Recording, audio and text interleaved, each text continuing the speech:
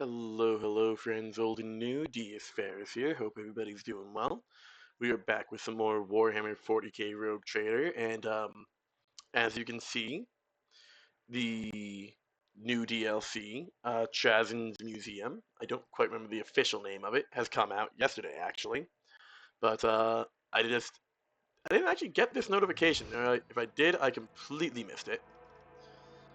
But we do have the Infinite Museum on, and that will be now enabled. So hopefully, uh, hopefully now that we have this, being in Act 3 won't have any major issues. Yes, accept. So hopefully that doesn't have any. Oh, new loading. Interesting, interesting. I honestly wouldn't be too surprised if we're gonna miss out on a lot of content for this because we just skip, because we're starting this in chapter 3, but maybe not. We'll see. I did look into the DLC a little bit, and it looks like if we make our way back to Footfall, we can get the new,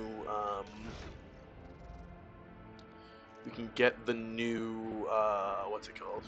What do all you guys have? Interesting. Don't know, like, half my party has Ferrum, Sanctum. Get up to 1,000 stacks. That's a lot of extra shock damage. Holy cow. But yeah, I do know if we go to Footfall, I believe, I could be wrong, I need to double check. But if we go to Footfall, we can actually find the new companion for the DLC. So I might go and do that. What's up with the cogitator? So I might go and do that once we can get Voidborn. I was gonna say Voidborn, but I'm just gonna say Airborne. It makes more sense. Spaceborne. Yeah, Spaceborne works. Once we can get Spaceborne, I might just go over to Footfall and see if we can find the new companion character. But yeah, otherwise we are back as normal, and we are officially starting Chapter 3 of this run. The ancient cogitator before you is a true work of art. Obedience to your commands, its machine spirit awakens with a soft hum of greeting. Quest the archive. The volume of data stored in the cogitator's barrels is enormous, and its comprehensive analysis would take months of dedicated logis and historitor labor. However, the ancient device's machine spirit turns out to be unusually accommodating, and informs you that it will readily open any section of the archive if you present the correct identifier of which you are searching for. Looks like we can come back to that later. Okay, let's see. Oh, let's just right outside. Okay, that's nice and easy. See merchant. I'm gonna definitely check out the curiosity merchant to see if he has new stuff, actually. Because I do wonder. Oh, there you are. Because I do wonder if all the merchants, all the factions do update their stock as we go to like new chapters. Because as of right now, at the end of chapter 2, we almost completely bought out everyone. Elantok, at last you have left your ornate cage. Earlet casts a look over the stone palace walls. For many a turn I have sought to meet you, and yet your servant, the one who is like the silver-haired Abelard, but twice as young, has no favor for the requests of a child of Asurion. Take me to a place where the hearing of others will not steal the words intended for you. Alright. Back into my office. While you were mending the wounds of this world left by the Twisted One's attack, I was able to discover, no, not Krudarok's fate, merely traces of it. As Moran found sanctuary under the boughs of Lilathan's forests, so did my other kin find refuge in a system known as the Atlas Reach. We must make a journey there with haste, before new dangers destroy the witnesses who can show me a way to the lost Kudarak, whose fate remains shrouded by the stars. Yearlet focuses your piercing gaze on you. Their knowledge is the sole thread that may lead me to the truth, Elantak. I ask that your metal-winged ship take me along that thread before it tears under the strain of time and circumstance.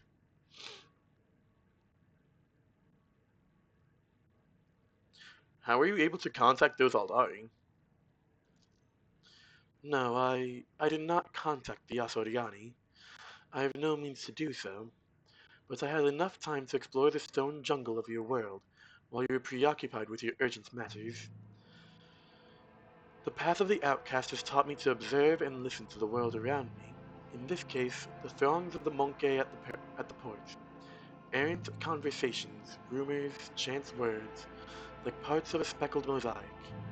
They came together to form a hazy image.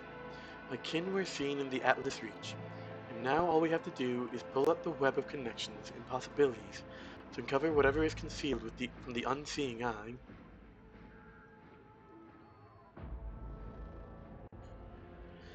Give me the coordinates and I shall take you wherever you wish to go. You will? The ice in Yurilet's eyes melts away for a moment. Thank you, Alantak. If this path indeed takes me to the truth, I will be indebted to you. A rare happening between our kinds. Alright, cool. So, minimize prologue, minimize chapter 1.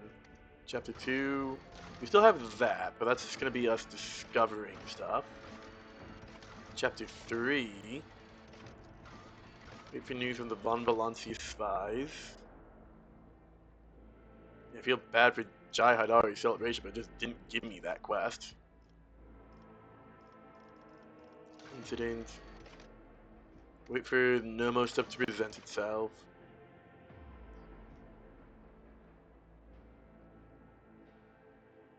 Okay, so I think that's just gonna be there for a while. Troubling developments. Chancellor Viserion brought news of troubling events of Frithon and in other Jane Dimes, while events of past things and events on phone. Okay, well that's checked. So I guess we will talk to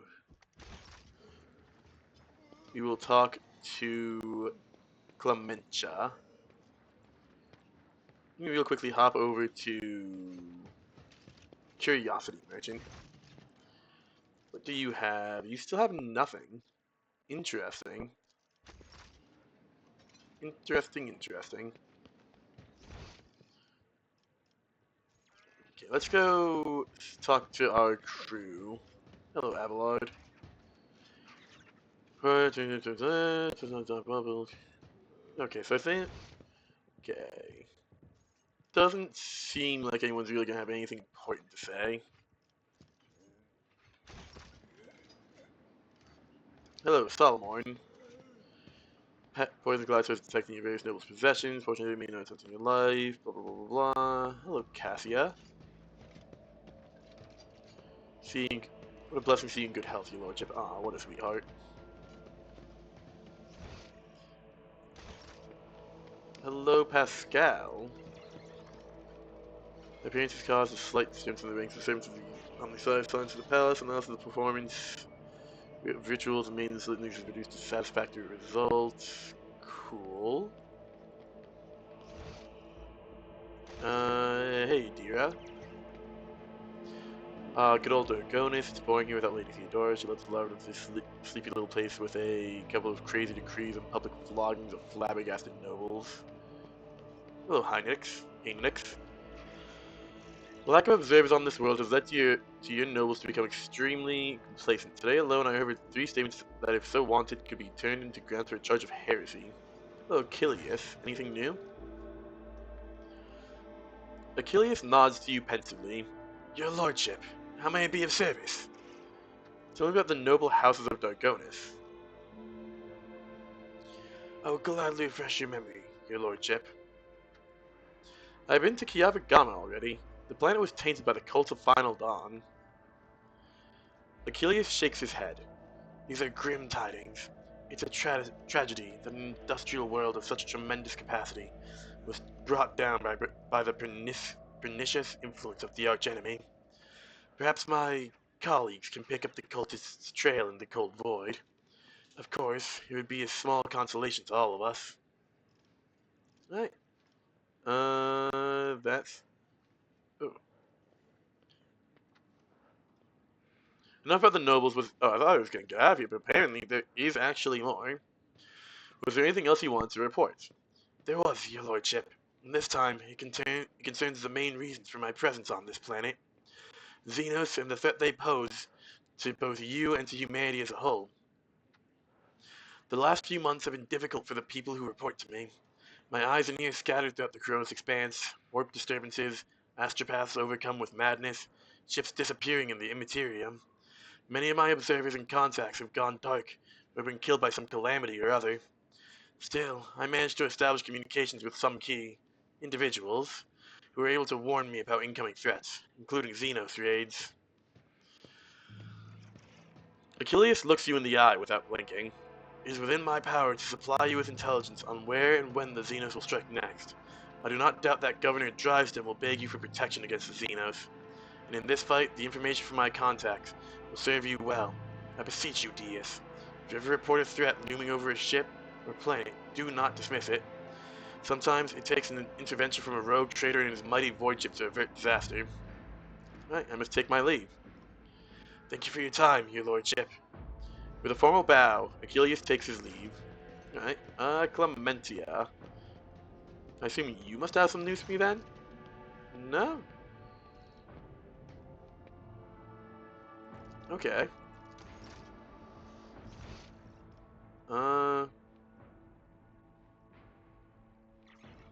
Okay, let's get traveling then. I guess we're just moving. Mundus Valancius. To the Void Ship Bridge. Is Mundus Valancius just like the, what's it called? Like our courtyard right out front? Because if it is, that would just kind of be funny, honestly. Same energy as a freaking celebrity taking their private jet to go get McDonald's, you know?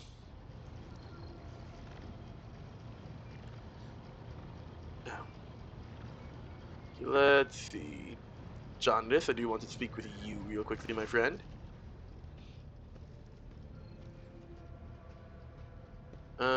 Transporting of goods. Oh yeah, you guys do have new stuff now. Neat, neat, neat. So who is the lowest? Would be the Fellowships of the Void. Wow, it's got a lot of stuff. Severed Hand, can keep that. Yeah, we're gonna sell that. Shard Carbine.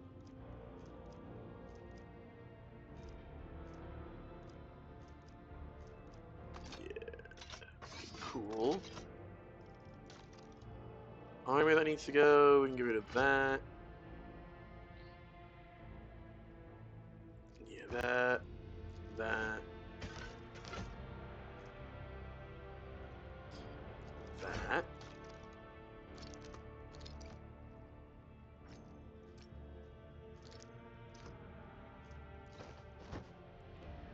I'm not gonna look through this stuff too much. I'm gonna put this up top.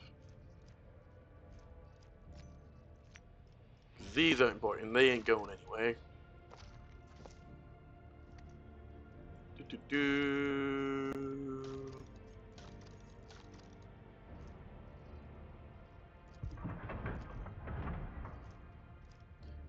Okay, reputation, select tradable, sell, buy all available.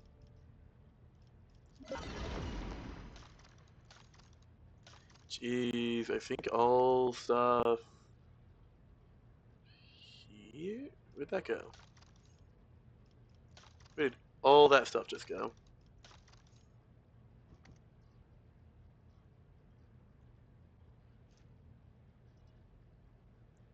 Oh, these... Oh, these are augments. Not sure where. Oh, there's the tab. Duh. Okay, yeah, that's the new DLC stuff. After Fellowship, oh, set for Galvanization. Some augments have Galvanization abilities with powerful effects. Only one augment can be set for Galvanization, making its ability available in combat. Augments cannot be set for Galvanization while the character is in combat. In combat, the Galvanization icon is displayed on the action bar next to the Heroic Acts and Desperate Measures. It can be used only once per combat. Using Galvanization abilities grants powerful effects that can also inflict negative effects on the user, making them suffer additional damage, reduce their characteristics, or otherwise penalize them. Interesting. Use Implantation Code in the Sector Bionica. Hopefully, I can get that.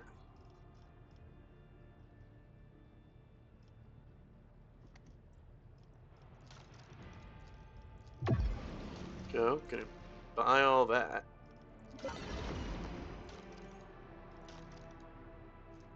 Heavy Emergency Cutter. 6 to 7, 50 armor pen, 5 to 8. Hmm. I mean, I don't think I'm gonna use either of them, but still.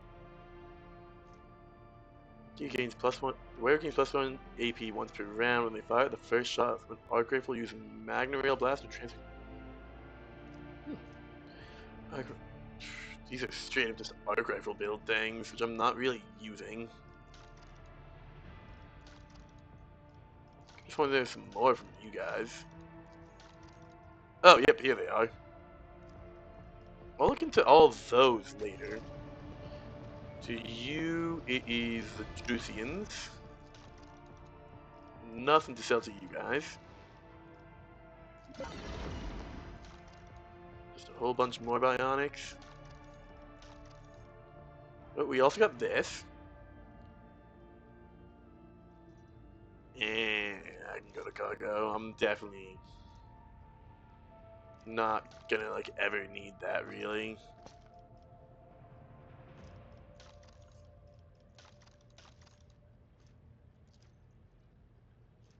I'll look into all those later. After the Drusians is the Imperial Navy. Not that I had the profit factor for any of this actually. Not that there's anything I could give you anyways, because Balika mission. Nothing for you guys either. So that is somatic insertion.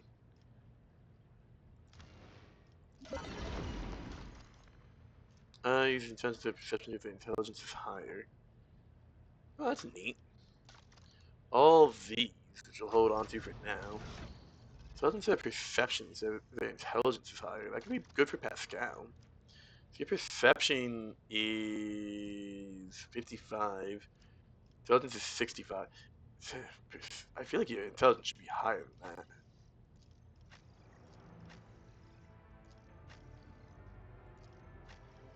Looking for anyone who actually has like.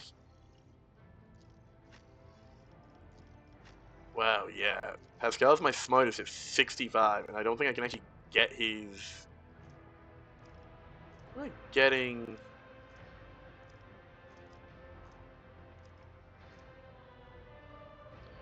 What does he have +10 perception from?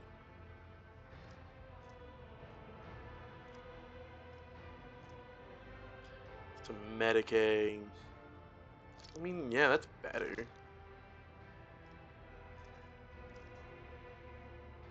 So I don't think you can actually. If your Medicaid is 85, yeah, that's fine.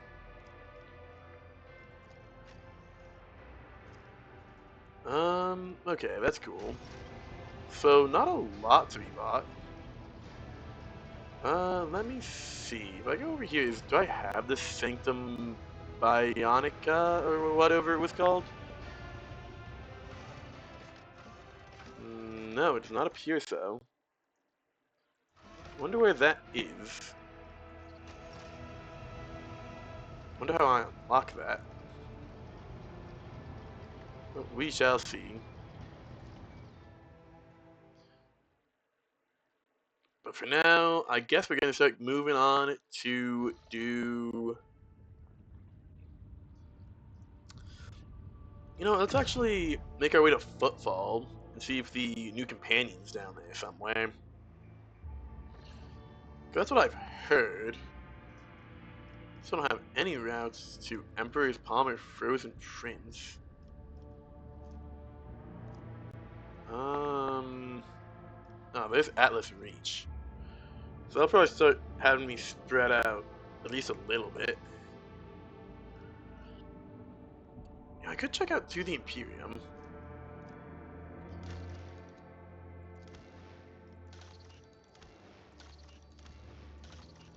Wow, still no projects added.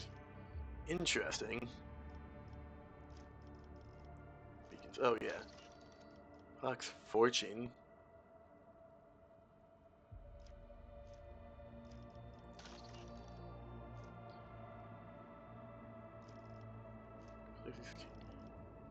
Interesting.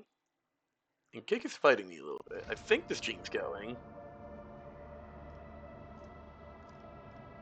Let's I guess let's make our way down to the Furibundus system. Lord Captain retreats to his study to reflect on recent events, but his train of thought is interrupted by the muffled creak of the door and the sound of soft footsteps. Irlet?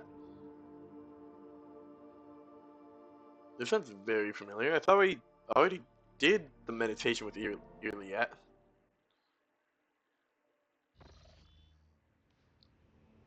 Oh yeah. Could have sworn we did this. Alantok, I finally found you in this dwelling. Irliet comes closer and smoothly makes an unfamiliar gesture with her hands. This symbol has many meanings: humility, grief, loss, shame, regret. I hope you will accept them all, because I'm sorry for what happened to your world, to your subjects, to your palace, and for what my kin did to them. Your kin? You've never referred to the Ducati as such before. For a few seconds, Irliet is silent. We come from the same source, Alantak. We share the same blood. Even though the Ducati's blood is distorted and their souls empty, it is a fact that cannot simply be brushed aside. Thank you. Truly, thank you. Irliet shudders, so slightly that you almost miss it. She opens her mouth, then turns away, searching for the right words. My words will not heal the wounds nor bring back the fallen. They will not restore your protectorate. However, Irliet falls silent, and her deep, piercing gaze seems to reach down into the very depths of your soul. Looks silently back at her. Look, Alantak. The gaze of a child of a Suryan can penetrate deeper than a monk gaze, and I can see all the heaviness that has accumulated in your soul during our travels. I see it in your gestures, in the tilt of your head, in the change of your sense. If you will allow me, this is the first time you've heard Irliet sound so indecisive and guilty. I will help you to cast off this burden and cleanse your soul and mind of worry.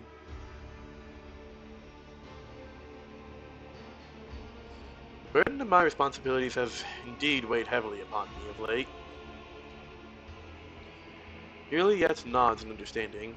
Together, we can try to ease these burdens. How exactly are you going to help me? It is difficult to describe, Alantak. Your soul shines bright, and your mind is strong enough for you to be able to immerse yourself in your own mind and cleanse it of unnecessary cares. I am still not sure that your species is capable of such a thing, but it is worth a try.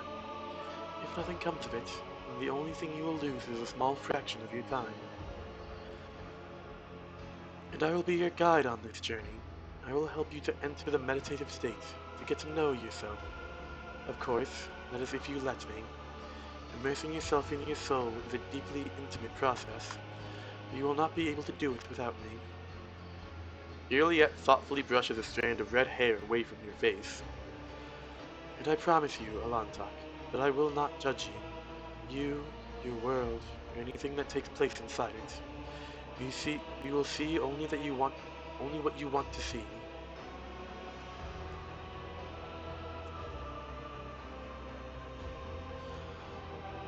Embers of genuine curiosity glimmer in her emerald gaze.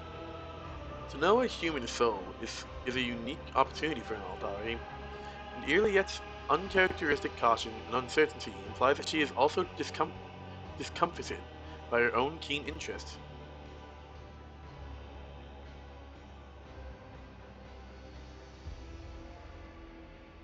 Delving into one's inner world, is it painful?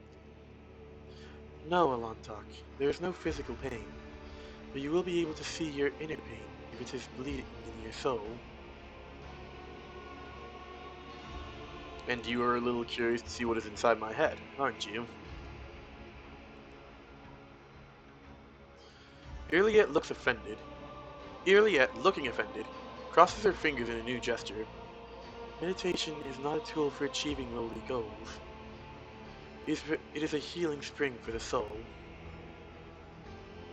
Very well, Irliet. Show me my inner world. Irliet nods slowly. She is clearly surprised by your compliance. Then we need to find a suitable place. Somewhere quiet and serene. Let go of everything, Elantok. Doubts, fears, emotions. Cast off the weights. Good. Now try to look inside your soul. Look at it shining timidly and dive in. As long as we don't get flooded by more blood, we should be fine at this pool.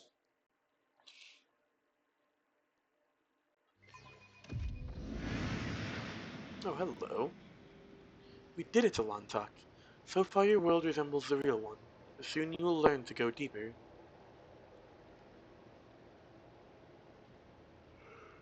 Interesting.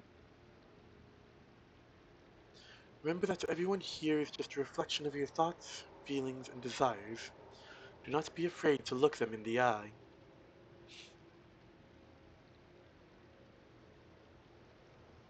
Oh, now these are lingering. Okay. I'll lay claim to the stars. Look, Cassie and me. Your words can be misconstrued. Am I a mutant, or are you just toying with me? It's natural for monkey to decide the closeness with their own kind, but okay. Fresh blood soaks into the priceless silk coverlets, forming an ugly stain under the corpse. Your corpse. All sentient beings are afraid of death. You have to accept the fear first before you can get rid of it. Accept your fears. None shall stand in Death is my way. inevitable. Why is you yet in front of me? Just I feel like walking side by side makes sense for this one.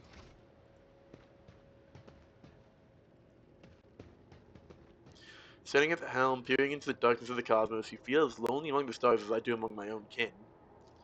Spell my loneliness. Hynix? I'm here to kill you, to betray you, to serve you. My friend or foe? What do you think, Deis? Cabela? Cabela? One day, the Undying One will whisper your name to me. I will carry out his command without hesitation, for I am your death, Doman Deis. Genres, Victus, and Ravor. We got rid of one rogue trader, and we'll get rid of him too. Everyone from the lower decks to the senior officers hate him. I hear their Vox transmissions. Mutiny is brewing. As long as I can still use his stone, I don't care. Once betrayed, it is hard to put one's trust in others again, especially with those closest and most loyal to us. A new challenge for me? You're doing everything right, don't worry, Shadeen. I will happily take your place when you are gone. No comment from you at that. Have you already forgotten me, Deis? Oh dear, don't ever forget me. Not even for a moment, because as soon as you turn away, I will plunge the shard of my sword into your throat. Thank you, Conrad. Ever reliable.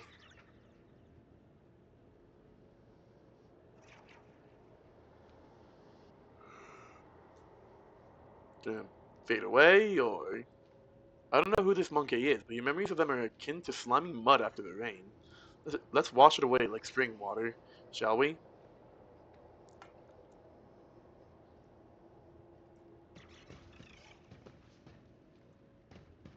I won't tolerate weakness. I guess not. The burden of responsibility lies on your shoulders, Lontok, and your soul grows... something. Soul grows something, that's for sure.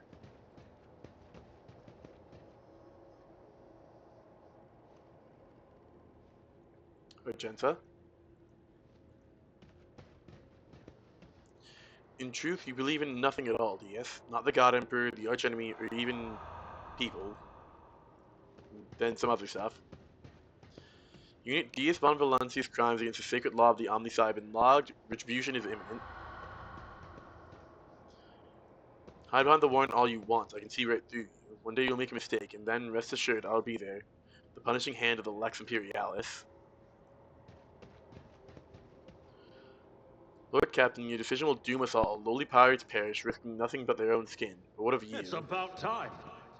Are you two gonna fade away, or... Miss Solomon?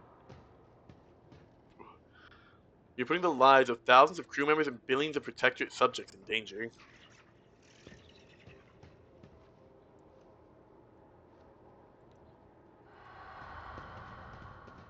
Marazai. You got lucky, Monkey. But luck is the only thing you have. You're weak, so prepare to suffer. Only the mad and foolish never doubt their strength. The wise are full of doubt, and they know when to let go of them. Accept and let go of your doubts. Putting on airs, Lord Captain, you are as distant from the common folk as rusty old footfall is from Terra.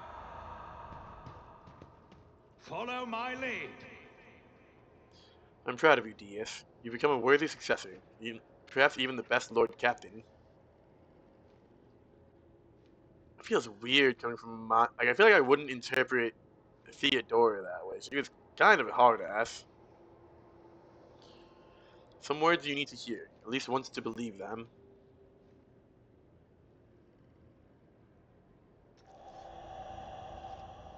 Okay. Oh, there's blood. Okay. You see yourself now, Lontok, just as radiant as you see others. The light in your soul pierces the darkness, ready to give hope to those who need it most. Accept your light. There's a lot of chaos around me, though. Accept yourself.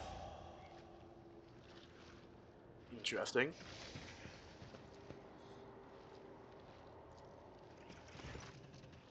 What is this, monkey?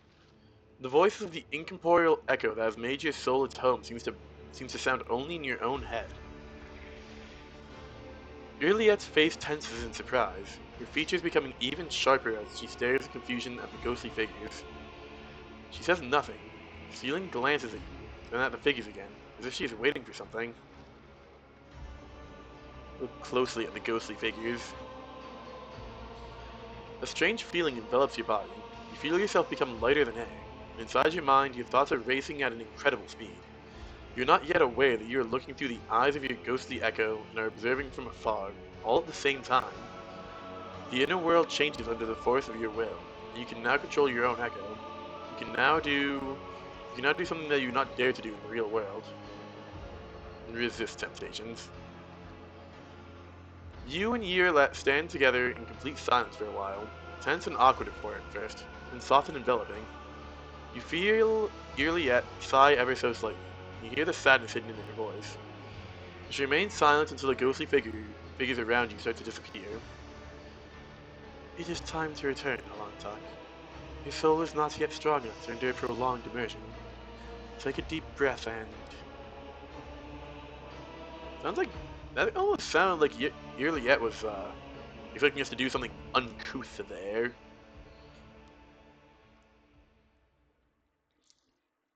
Interesting. You awaken from your meditation with a sense of vigor and unusual calm, as if you have just taken a shower under a freezing waterfall, or delivered a speech in front of thousands of subjects, and your heart swells from the crowd's adulations. Deis, you are awake. Irlet starts at her own words, realizing this is the first time she has ever called you by your name. Your soul shines too radiantly for a human. Despite all the litter that had been accumulating in your soul, you can get rid of litter, but the light, try to preserve it. Try to preserve it, Deis. It draws the eye like bright stars in the night sky. Of course, your world is not as beautiful and serene as mine, but I'm glad to see it.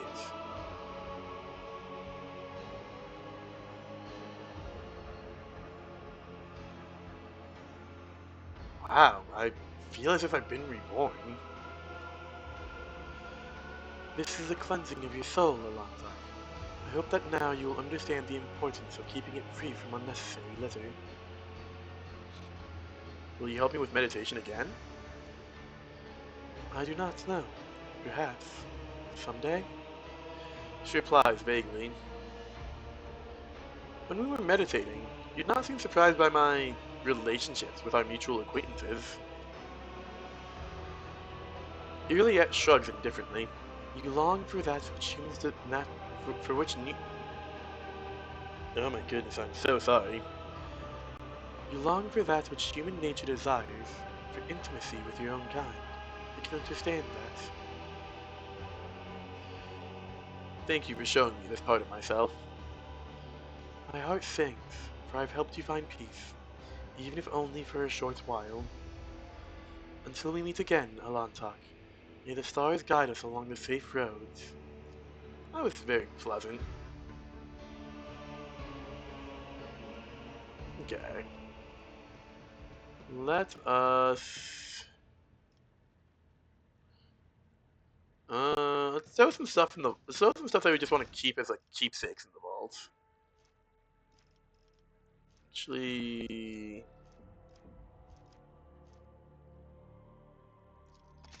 Faux hammy. Take the faux hammy. This plate, we keep that. We're gonna take these guys.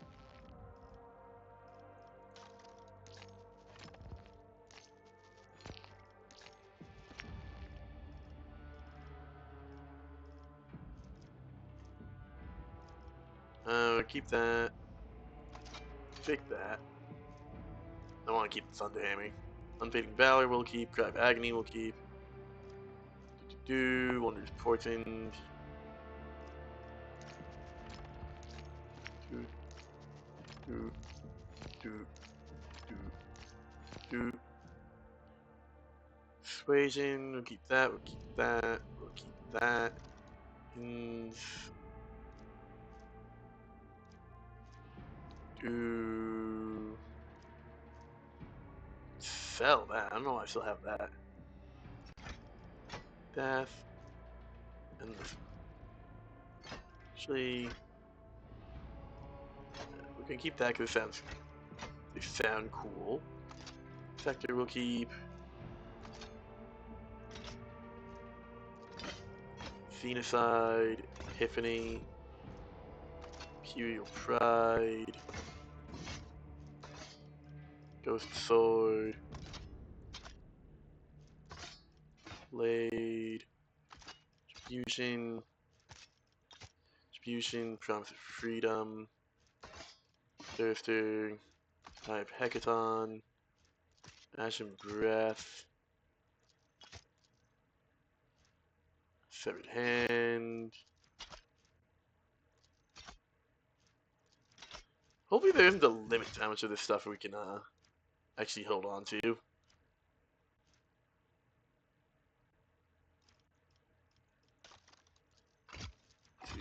3.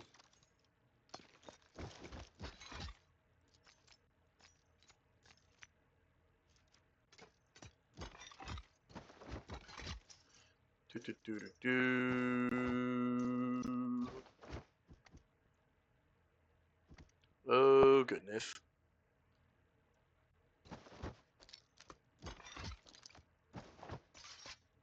I probably should sell a lot of this, honestly. Because I just know I'm not going to use a lot of it, but I'm just a stubborn lad.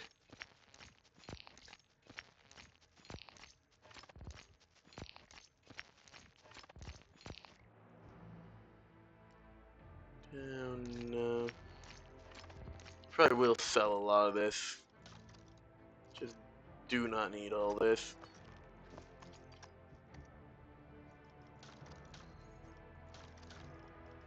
Alright, cool. So I just like holding on to the cool stuff. Let's get back down to the bridge. Wait, I could have sworn we did that, but I must just be misremembering stuff.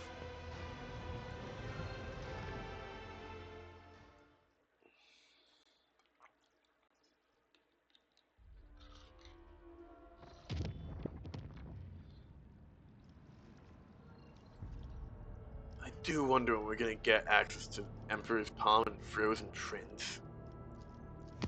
That's interesting.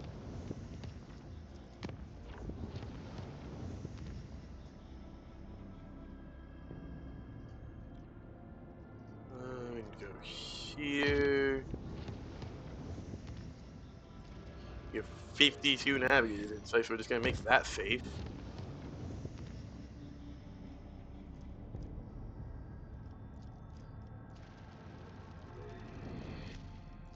Like, I'm just fucking making these routes as... Oh, hello?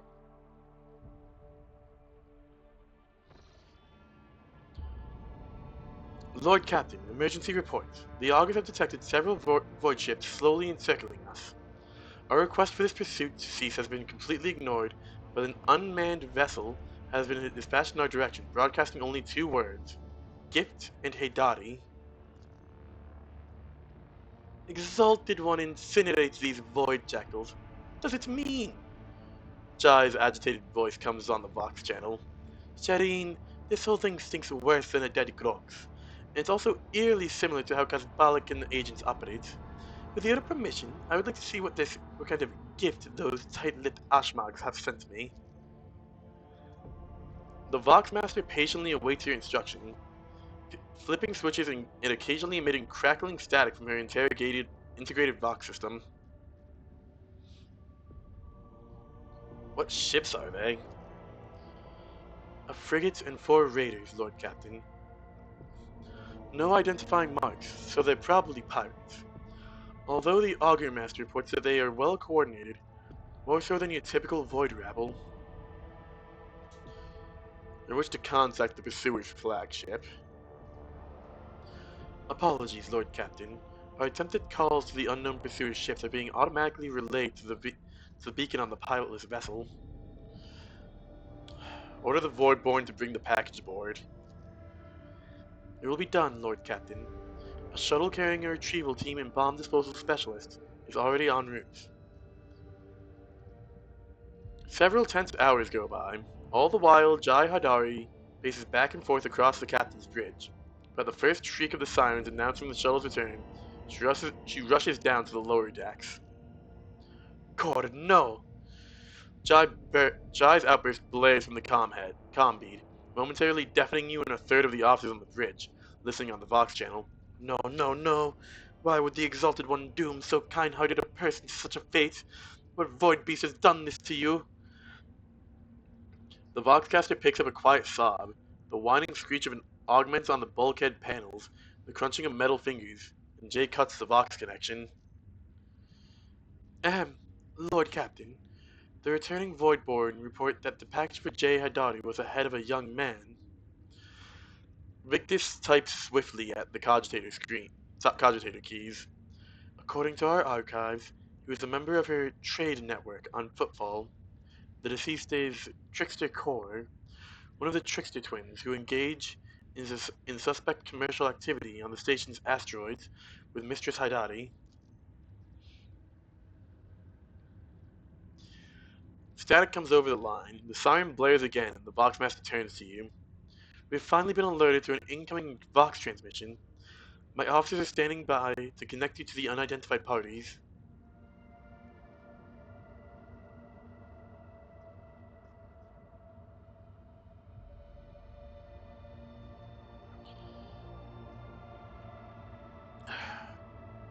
Void dog snapping at the rogue trader. Accept the Vox transmission. This should be interesting. It will be done, Lord Captain. A minute later, the Vox line crackles with life, followed by a rough, drunken voice. Well, I'll be. It's his lordliness, rogue trader von throne damned Valancius. I humbly tug me forelock to you, my lord. We mean no offense. Our convoy is but a mark of respect for your holy self.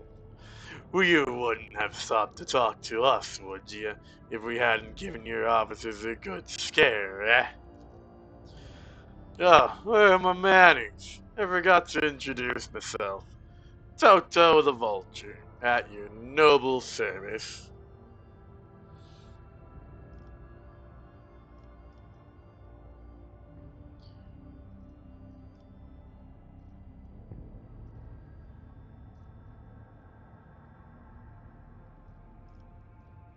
Your gift. What do you mean by it?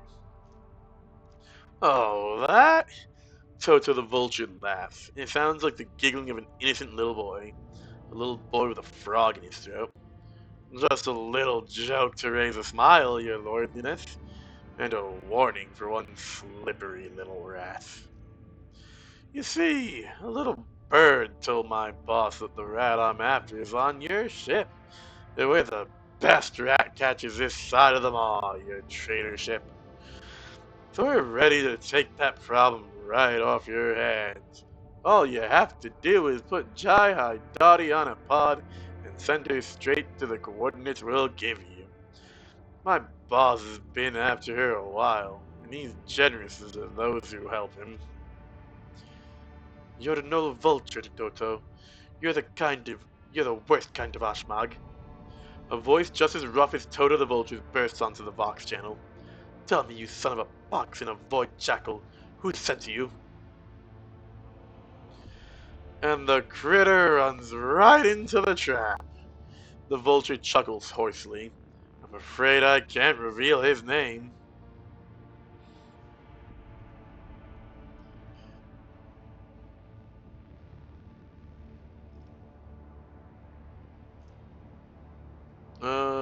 Wow, I actually can't give him anything because I just sold everything. That's kind of funny.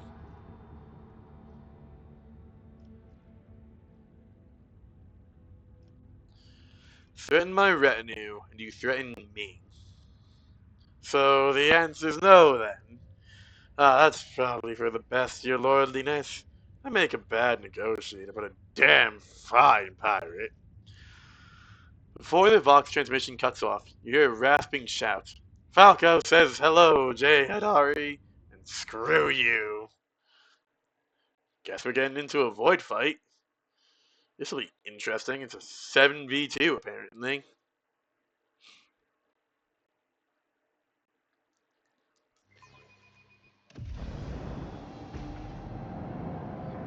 Viper class destroyer. Oh no, there's not that many of them. 3v2, we got this.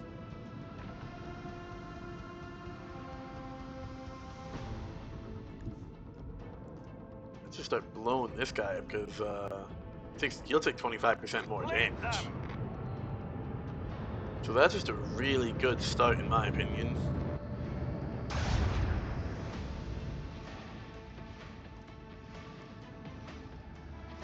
Let's do Arc Augury. Oh, come on, really? This is by one.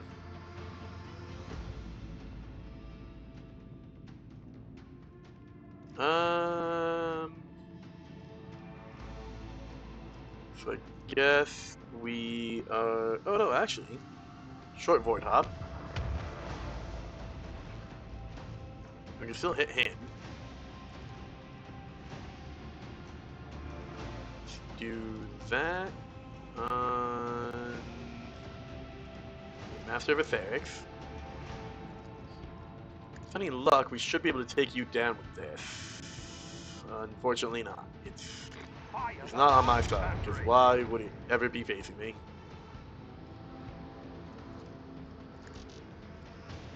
We can just barely miss you. Yeesh, that's rough.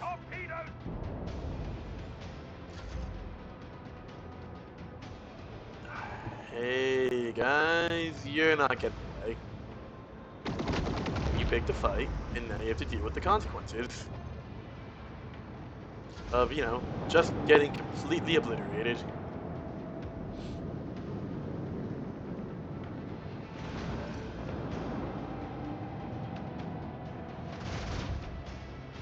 Did they just not move at all? The Falcon class?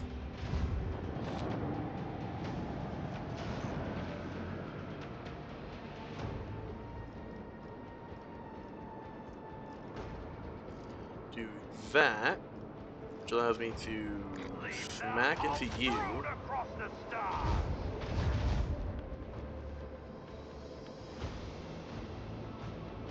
I can...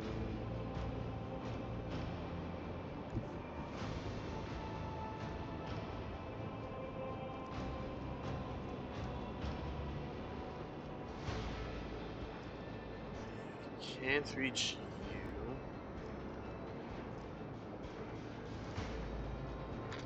Go like that. Fate has provided an opening.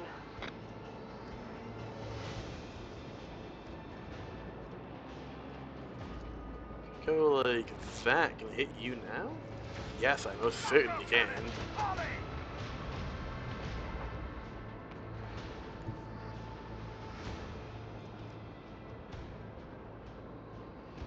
Fine, we'll move it there.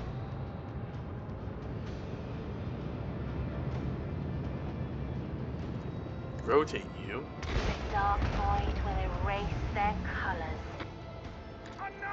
Like, y'all wanted to pick a fight. That's just kind of your mistake. You didn't plan this stuff through.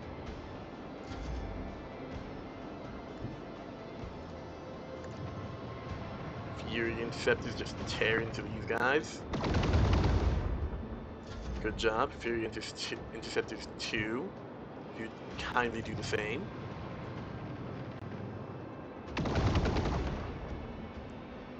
Beautiful. You're not living to fight another day, guys. The Emperor bless Absolutely with torn victory apart. this day. Oh, and a level. Hell yeah. Let's see if we can get our Argenta or Pascal something else to do, because they really rarely... of each attack type craft. Ooh.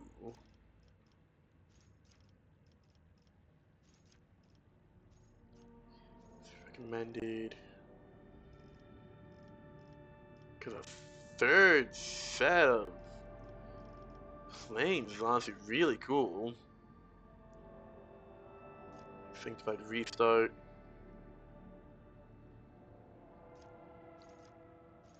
And steady hand's pretty nice. Cool, cool. I still don't have much to do.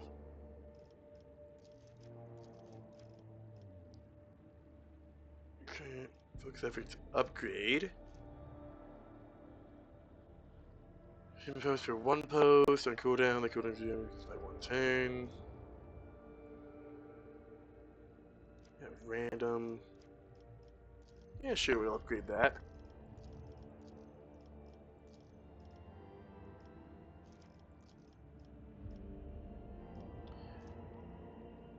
Two rounds at random.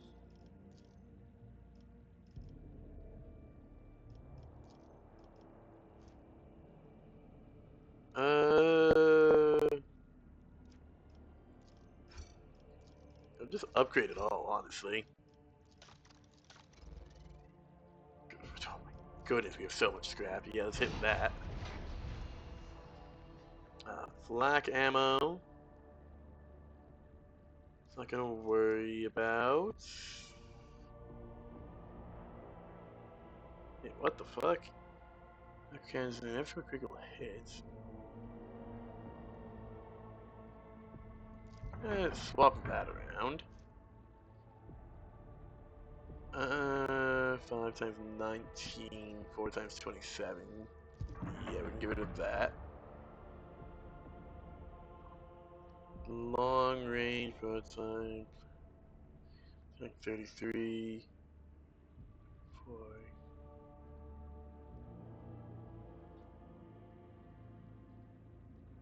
Um, go with long range. I think that'll end up being better. Yeah, that's just a straight upgrade.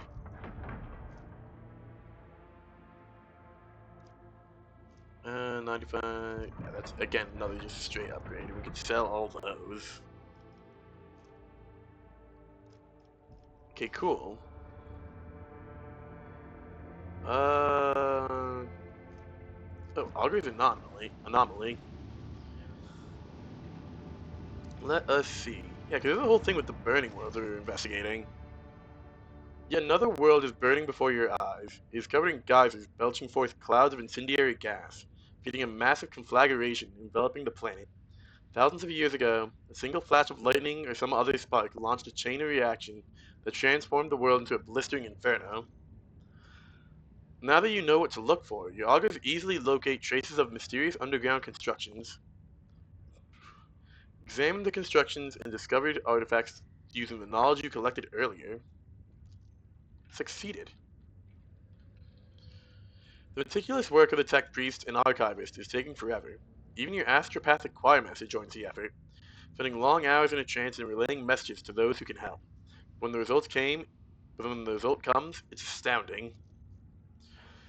It looks like the builders from the Flame used hereditary bacterial structures to record information. The artifacts you discovered on the burning world contain colonies of bacteria whose genes carried the message of these xenos across generations. Their language, however, bears a passing semblance to some of the ancient samples already available to your scientists. They managed to make a crude translation of some of these records. They revealed that the builders from the Flame were not originally colonizing the burning worlds.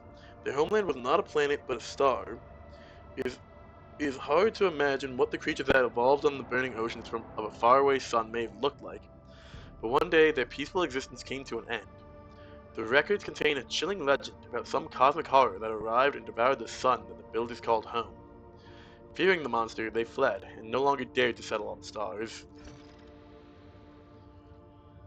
The builders considered burning worlds as the most fit for habitation, yet they went extinct shortly after the Exodus, perhaps unable to adapt to the harsh realities of life outside their stellar home.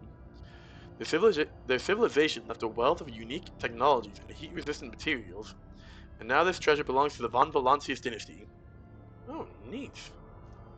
Plating, diamantine armor plating, plasti crystal cores, and 3 profit factor. Neat. And that say that that's all done? Yeah, Burning World's all done. Neat. Xenos on a rampage, Angels of the Emperor. Cache. Drug Bridge and the Shadow Quarters may contain a cache left by the builders at Footfall. Okay, that chamber that says the cache inside.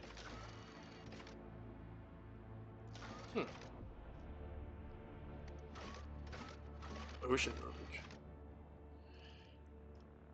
Eccentric animal lover. The rogue, treated by the forces of his words and faith, overpowered the unfathomable entity serving the arch enemy. Glory to the Van Valancius dynasty.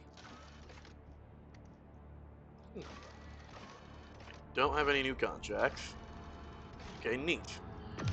Yeah, honestly, skimming over the rumors and seeing some stuff about caches and such on Footfall actually makes me want to go back there more. So I'm glad I'm already doing that.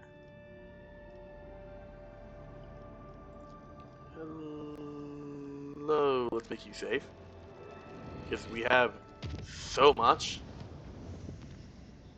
No reason not to, honestly.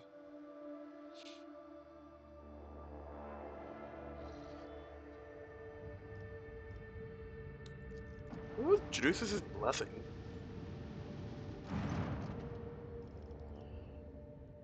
Oh yeah, it's just you guys. Yeah, these guys are just gonna turn us away, right? Yeah, they're just turning us away. Okay, let's hop over to Footfall real quick. Let's see if I can real quickly find some of those caches. And maybe...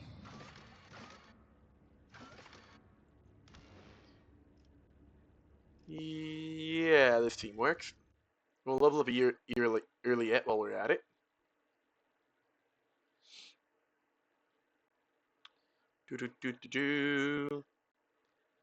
It's the Shadow Quarter and something else. Let us see. Juliet.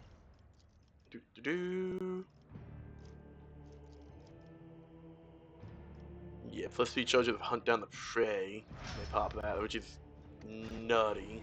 None shall stand in my way. A monkey warren. How curious. Your dens look better without the clumsy attempts at grandeur. More natural. We're gonna get Abelard in front. I'll be there.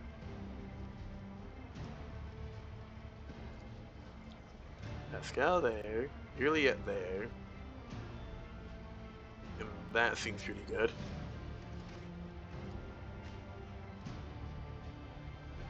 That's not who I wanted to grab. There we go, that works pretty good.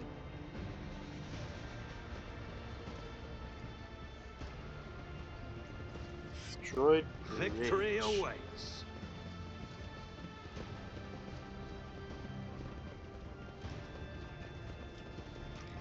What the fuck?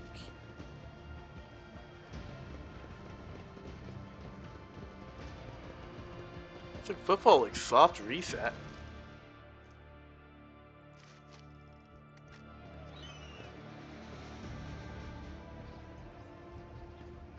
Surge. I mean, going to believe pose a threat. The source of the disease was a pack of ants. You visit funny things, immune to keep buying and kissing up. Well, thank you. Can we? I won't tolerate weakness. Weird.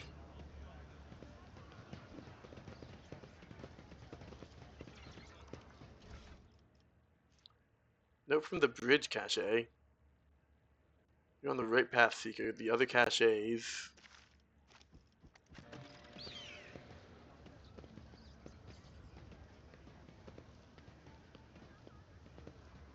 What the fuck? I'm really confused because it just seems like football is like soft I'll lay reset. claim to the stars.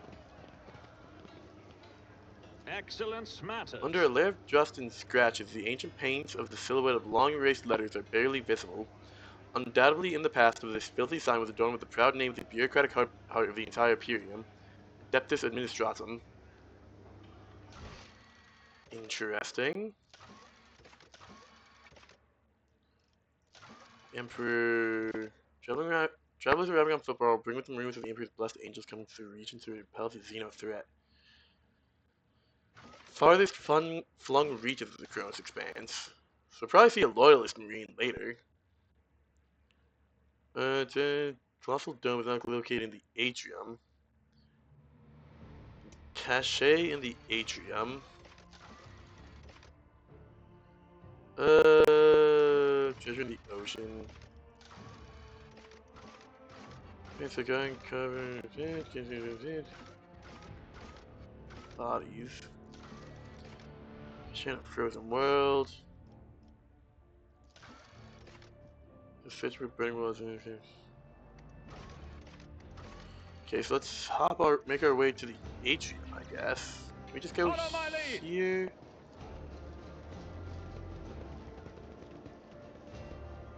Okay, it's going straight into the Martyr's Endurance.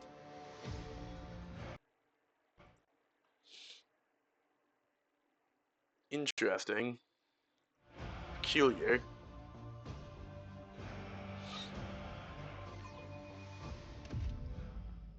So we go back to the atrium, we should be able to find...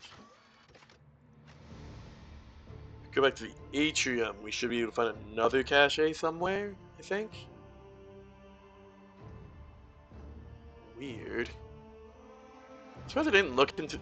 Because, like, that cache into the bridge, I could have sworn I got that earlier, so I'm not sure why there's suddenly a note saying, yeah, you're close, you're on the right path.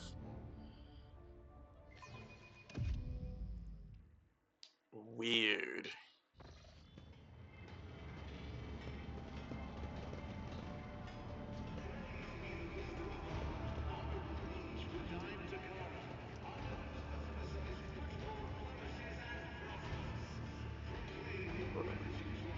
Oh, that is the rest of Footfall.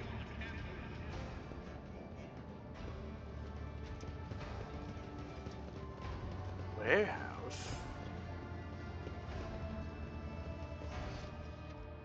Yeah, it's like I need to rediscover New challenge for me? Footfall. What? Fuck?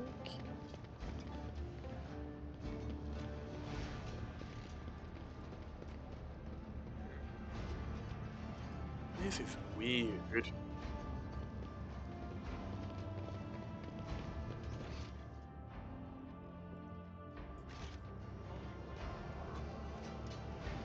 This is very peculiar. None shall stand in my way. I lost the mutation lottery. Interesting.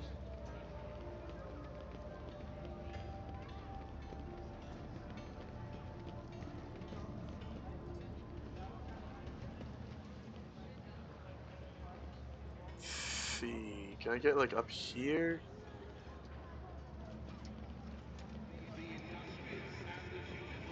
Abelard, if you'd be so kind. Nothing's impossible for this old officer. Uh, that's weird. It's about time. Okay, well, let's go to the docks.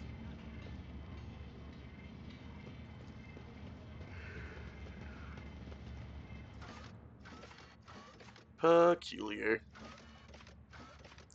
Void Docks Alpha Row. Do I need to rediscover these also? I won't waste too much time here. I'll probably Google it off stream to just to do a little bit more research on the companion. I'm not gonna waste too much time. Hmm.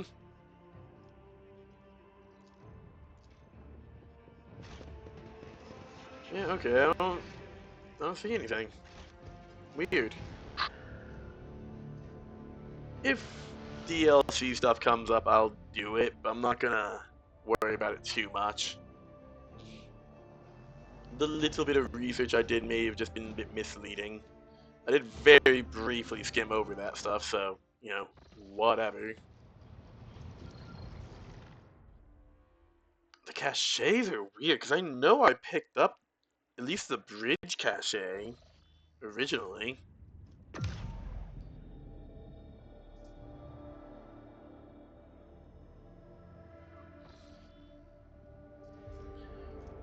I'm actually really curious about this. To the Imperium. Because I didn't really notice this until we were just way deeper. I'm like, I don't really want to go back for that, whatever. Lord Captain, Ravor on the line. The astropaths are going crazy in their little chamber.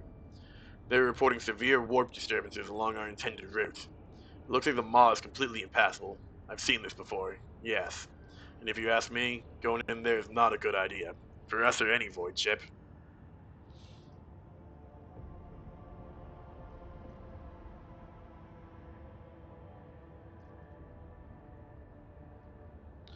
I did not inherit this void ship only to destroy it in the roiling Immaterium. Let someone less valuable deal with the maw.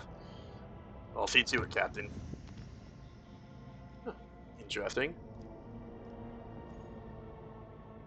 Okay, well, still don't have a connection point for those two.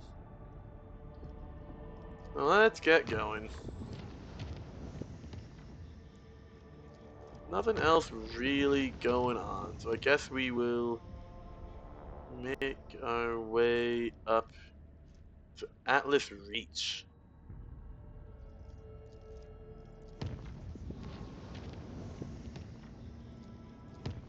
Zoop. Zoop.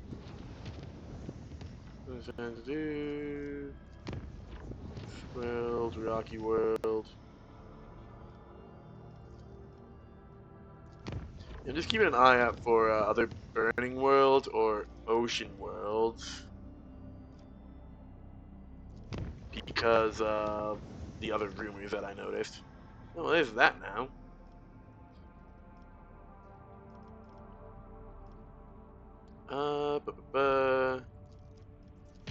There's a Burning World there. I think we've already scanned that one. I'll visit real quickly. But I'm pretty sure we've already scanned this one. Am I correct? I believe I am.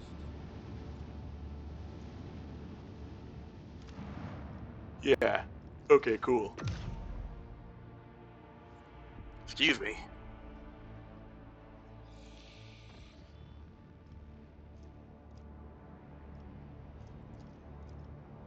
Oh yeah, that's a Vavos.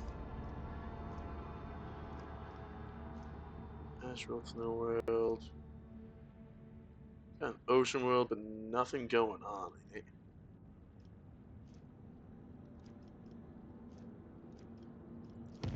No comments about it, I should say.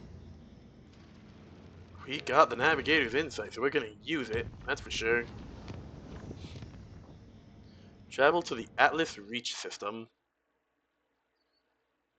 Alrighty.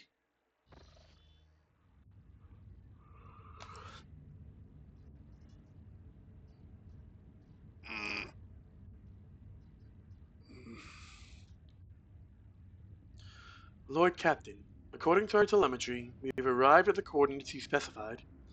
The augurs do not register any activity on the surface of the local planets, biological or otherwise, but maybe the Xenos are using their arcane technology to conceal their presence. Despite this, the augur crew managed to locate a faint signal at the system's edge. According to their data, it is coming from an unidentified vessel drifting in the orbit of a local gas giant. My kin could have been faced with a new threat. Scavengers like pirates or something worse. If they were taken prisoner... Iliet's voice is trembling with something that could have been either anger or fear. I'm begging you, Alantak. Let us go to the shuttle. I can feel that the thread of fate is frayed and is about to snap. I cannot miss what may be the only chance to solve the mystery behind the disappearance of my home. Alright.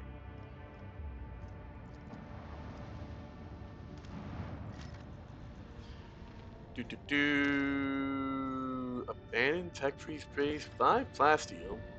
But we're actually getting low on plasteel, relatively speaking. So yeah, we'll grab that. Grab all this from the tech freeze base also. Asteroid. Lord Captain, there's an unusual cluster of binary asteroids before us, rich in rare material and valuable minerals. They're moving in a fairly stable orbit, which suggests the possibility of constructing a mining station inside the drift. Oh, hell yeah. This is the first asteroid belt we've seen too, that's weird. 4 adamantine, sure.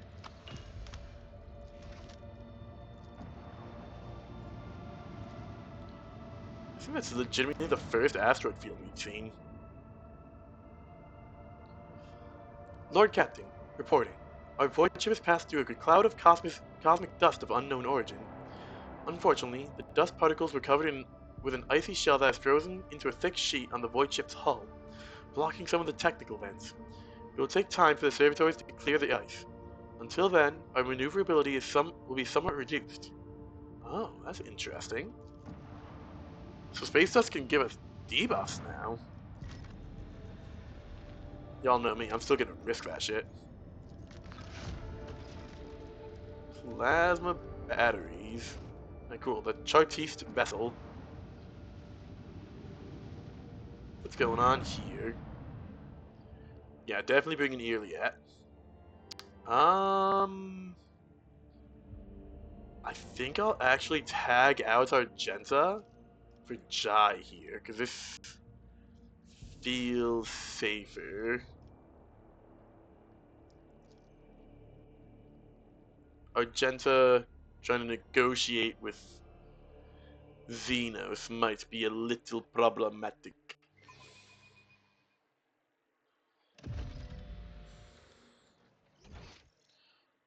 Oh, this is a pretty small space. Hello? I won't tolerate weakness. The lanky, haggard-looking officer with sunken cheeks stares at you in fright. His body is shivering, as if from a feverish chill, and his eyes are darting back and forth anxiously. Your lordship, rogue traitor, what brings you to our humble ship? Stop shivering like a leaf in the wind, Monkey. Answer me. Have you seen others like me in this system? If you have, tell me where, when, and under what circumstances your paths crossed and diverged afterwards.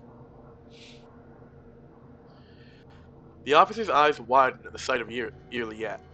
His face grows even paler than before, and his lips move in a wordless prayer, unable to utter a word in response. A whirlwind of orange and blue torments their souls. Can you not feel its gusts in the air all around us? Its hues are terrifying indeed. Did you just say, Rogue Trader? How would a mere officer know who's standing in front of him? Jai's face changes, and she immediately grips the handle of her weapon.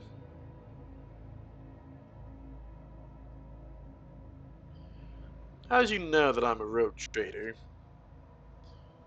The officer swallows, gives you a strange look, and then closes his eyes. Emperor, forgive me. Um...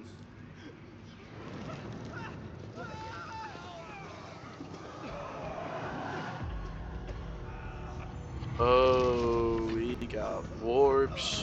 What the fuck? You monkey never learn. I'm beginning to think that your kind is eager to step into our snares. Oh, this is rude.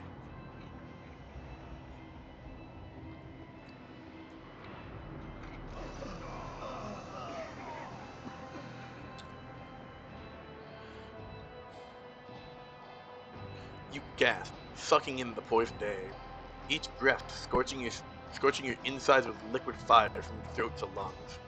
Every cell in your body is engulfed in maddening pain, as if you were being doused in molten metal, skinned alive and subjected to yet another form of torture. You hear sounds coming from somewhere far away, the moans of your people, shuffling of bare feet, and light footsteps slowly getting closer. Rogue Trader, a long-awaited meeting indeed. You can barely see anything through the haze of agony that you still remember, but you still remember the voice well. The voice of the Xenos who devastated your capital world. Marazai's face is hidden behind a helmet, but his tone leaves no room for doubt. He is smirking. Juliet, who is writhing in pain next to you, is barely able to breathe out. No! What have you done? Are you dissatisfied, my king? I promised that you would have your precious craft full of survivors, and so you will. I will take you to them. I might even be there to witness your jubilant reunion. Servo drives wide under the tech priest's scarlet robe in a dogged but fruitless attempt to lift his body. The interior flesh has betrayed me. You must have punished it poorly, Iron Monkey. No matter, as a captive, you will learn how to apply the art of torture to make it fear the very thought of betrayal. Marazai takes a close look at your companions, squirming in agony, then gestures nonchalantly to someone you cannot see. Bring in the injectors. The Monkey I promised to Cervantius are among them. I do not want these wretches to move an inch until they are in the hands of the Arch Machinator. As for you, there's a disturbing gleam in the Zakon's eyes. You will have your share of paralyzing dreams too. But I'm going to keep you. You're far too precious to be surrendered to a madman playing with fire.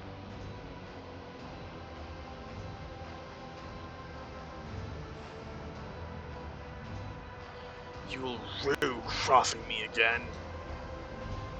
Marazai clicks his tongue and shakes his head. You disappoint me, Monkey. I've heard the pleas of millions and curses of billions.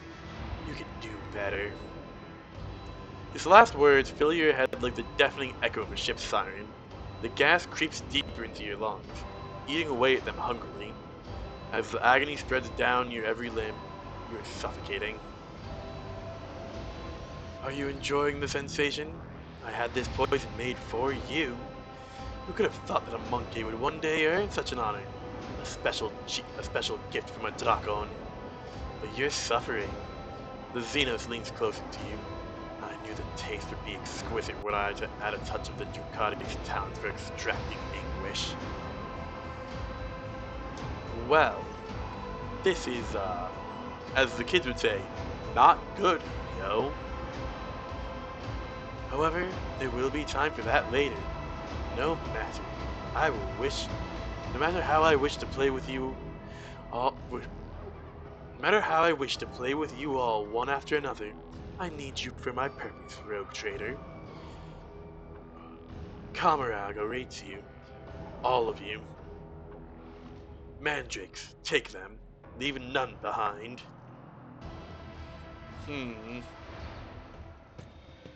Problematic.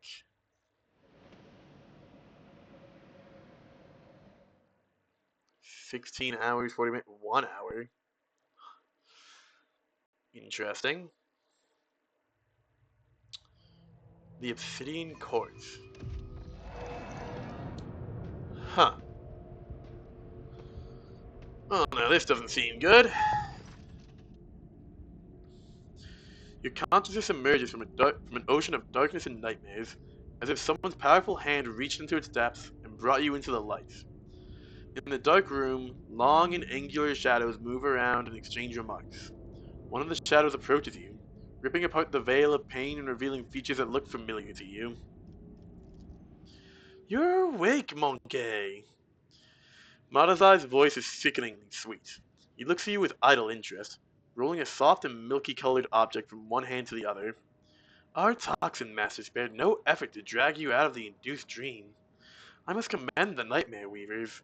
The emanations of fear you exude in your delirium are worthy of the highest praise. However, it is time to finish what you were brought here for. It's time to work for the good of the Cabal, rogue trader. Where are the others? What have you done to them? I do not know, rogue trader. Perhaps they are exuding suffering in one of the choirs of pain and torment.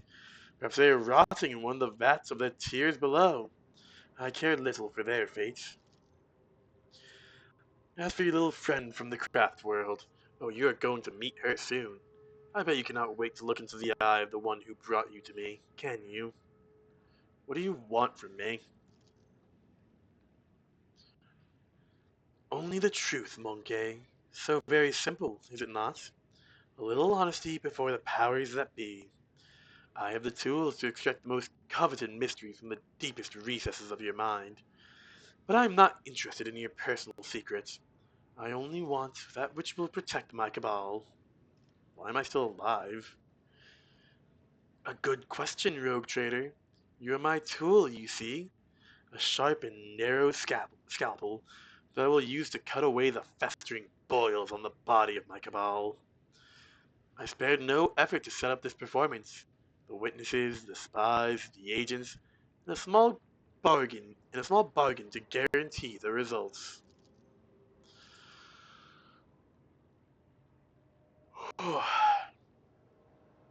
All that is required of you is that you quietly play your part. I'll even go so far as to put you in your native tongue, in your native surroundings, in a manner of speaking. But if I see you stepping out of your role, I will make sure that you bitterly regret it.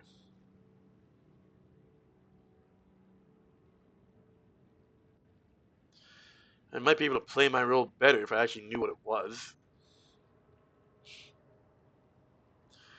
Marazai is silent for a few moments, playing with the mysterious object in his hand. You monkey hate creatures alien to your kind, and this hatred is fueled by primal fear and awareness of your insignificance. To us, you are cattle that exist to be butchered and to entertain us. Sometimes we use you in our little games, but to involve you filthy brutes in the politics of Kamarag, let alone in feuds between the cabals. There are no few worse ways to bring dishonor to oneself and one's cabal. From the first day I saw you, I knew you were being controlled by another hand, far too experienced and flexible to belong to another monkey. You stayed ahead of me and Tazara, anticipated our moves, fought back with surprising skill, and I can guess. No, I know exactly how you were able to know so much. Only one creature was sufficiently aware of our tactics and raid plans. You will help me expose her and restore the Reaving Tempest to its former favor.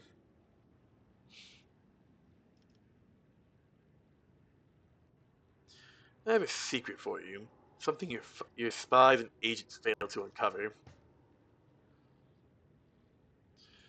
Something about the tone of your voice makes Mada's eye freeze, and then come closer and lean almost into your face. His black eyes greedily devouring your slightest movement, and his voice drops to a mocking whisper. Very well, I'm listening, monkey. I could strike him in the face. I will kill you all. Just come as you kind.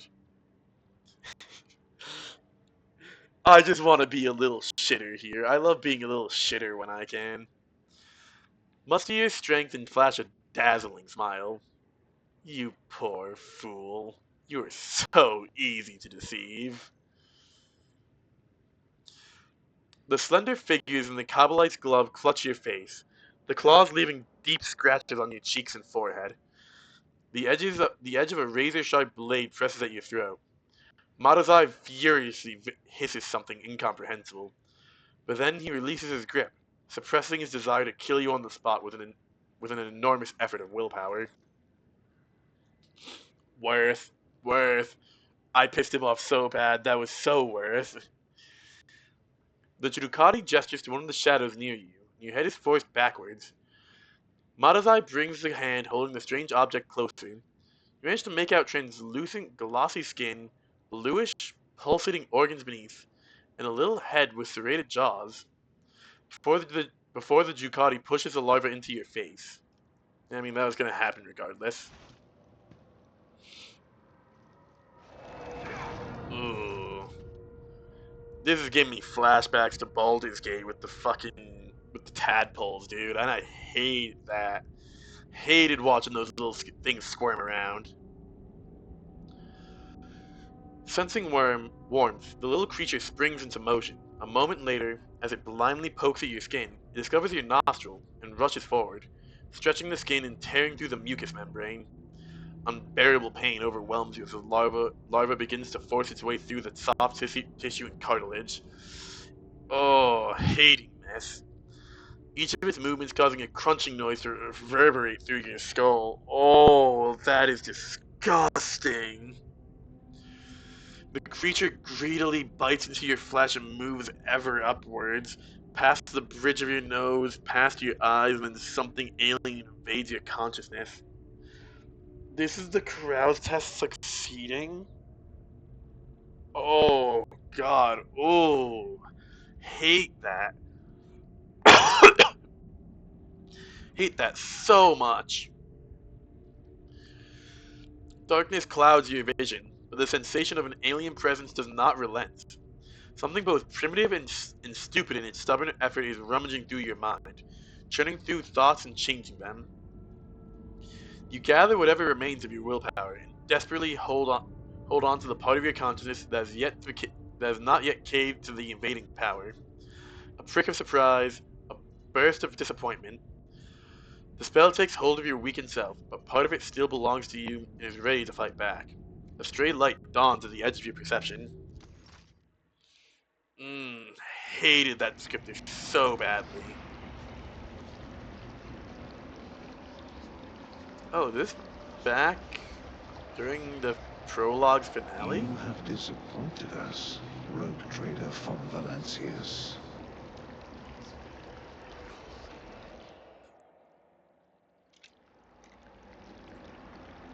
Yeah? Have I?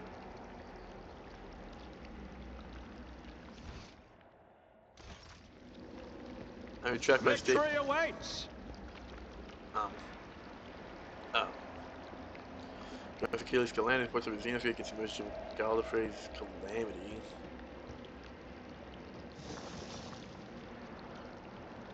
Achilles Scalander. How is it that you are the only foe who managed to escape from the trap on Rykad North? How much truth is there to the rumors of the heretic Conrad Voigtveer is spreading about you? Sorry, since the live just went down the wrong pipe in the middle there.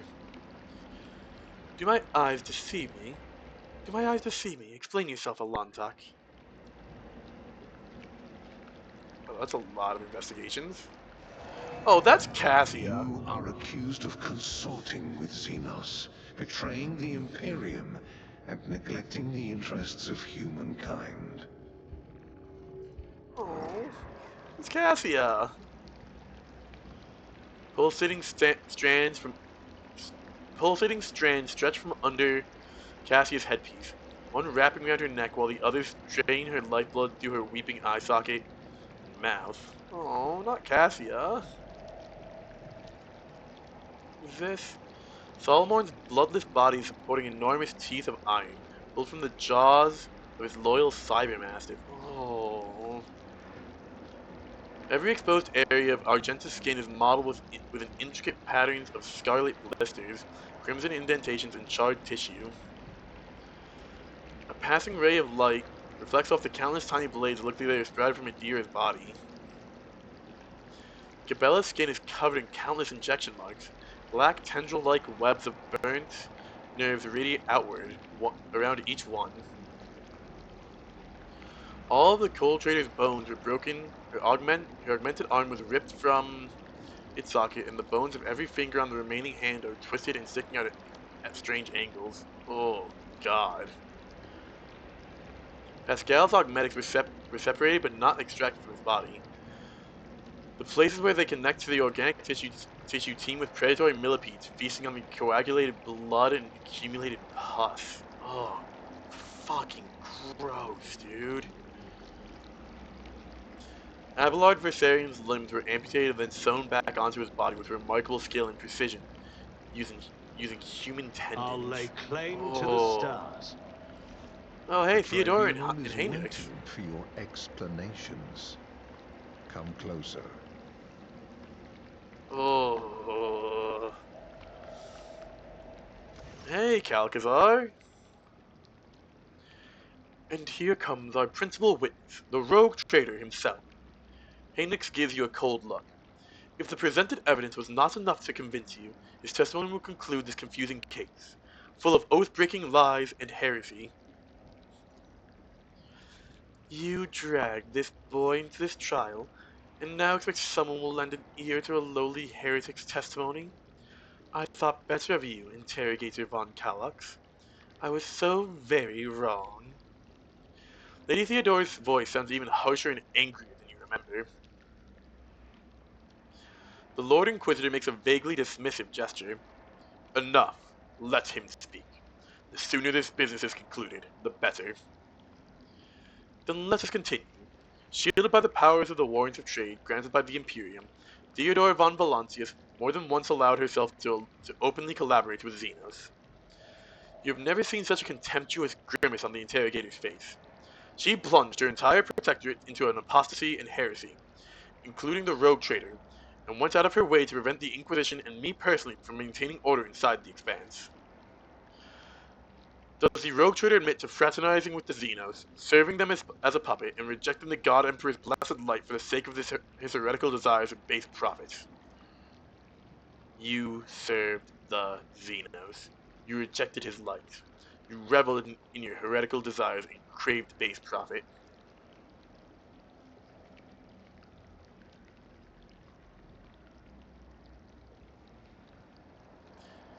The Xenos is gone. Why is the Lord Inquisitor here? And Theodore's reanimated corpse too? Didn't she die? Everything here is wrong. Died, you say? But who are you talking to if I did? Get one simple truth into your empty head. Your role in these events is negligible. You shall think me the Emperor of the Golden Throne if I so choose, and think me dead if it strikes my fancy. But this is not what matters now. Just looking in your direction makes me sick. Why must I speak to filth?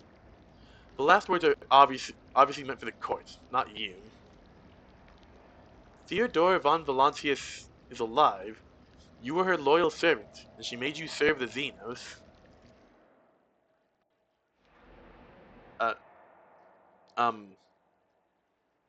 Oh, okay. Updating the scene a little bit. Haenix bends over you with a crooked smile. Rogue trader, are you alright? Or was your heretical association with Xenos so disruptive that you lost your mind?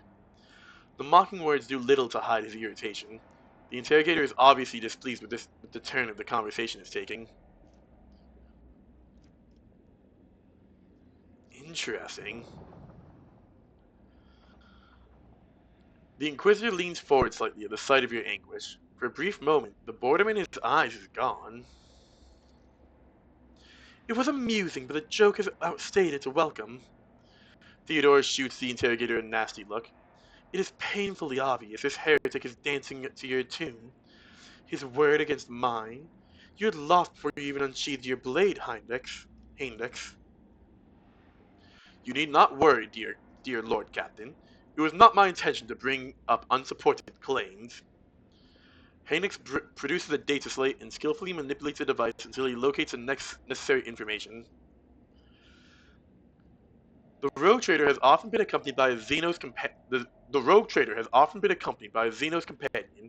and though the warrants of trade does allow one to grant sanction to individual specimens, what is this if not a confirmation of the von Valancius family's loyalty to the enemies of humanity? It is true. The Xenos Irliat was one of your retinue.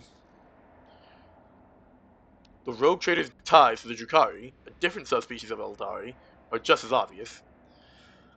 Who else could help him divine the carefully prepared plans of the Drukhari, if not for other Drukhari? Deis von Valancius always ended up on the location of the next Drukhari raid, knowing for certain where they were going to strike. You served the Drukhari. You did their bidding. They helped you survive. Without your Drukhari masters, you'd be dead.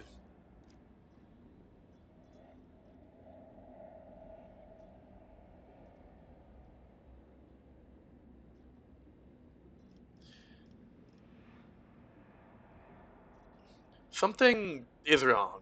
According to the statutes of the Imperium, not even a Lord Inquisitor can unilaterally pass judgment on a rogue trader. I refuse to take part in this.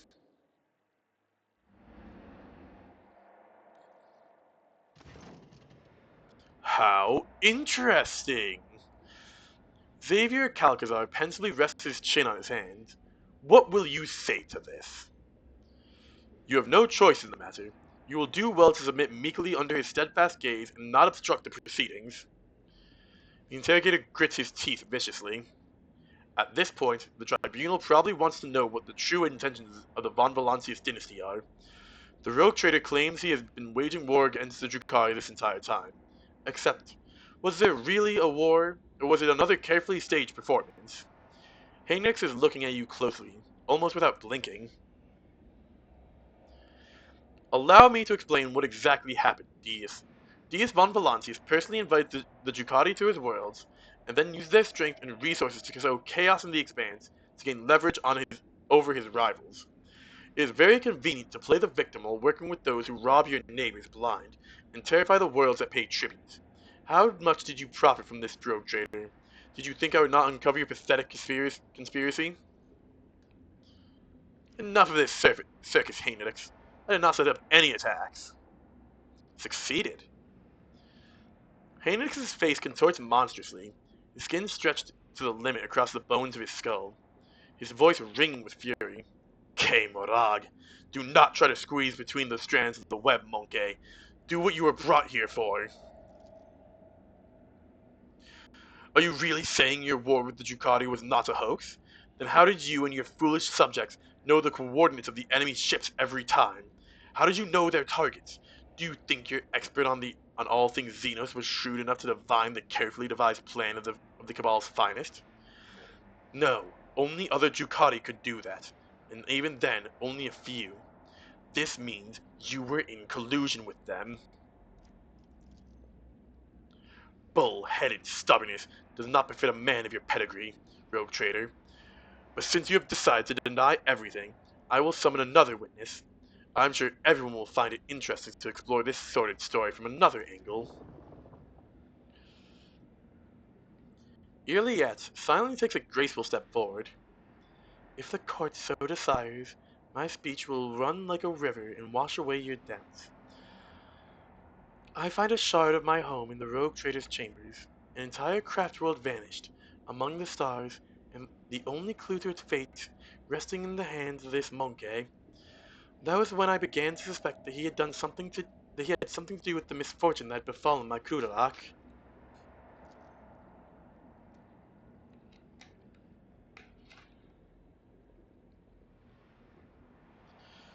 Do not be deceived by his greed. There is a cunning predator lurking behind the fluttering of fragile butterfly wings. The monkey before you is a bizarre amalgamation of qualities not usually inherited in his feeble species. He has mastered the mysteries of many of this world's cultures, the secrets of all the universe and the ancient artifacts, the fine arts of war, the intricacies of deceit. All are embodied in a single monkey, however hard it may be to believe. However, the thread that bound our paths broke the moment I realized the monkey's involvement in the disappearance of my home. To flee the rogue trader, I tracked down and eliminated his chief tracker, who has pursued our kin in this part of the galaxy for many years, and thus earned clemency before this court.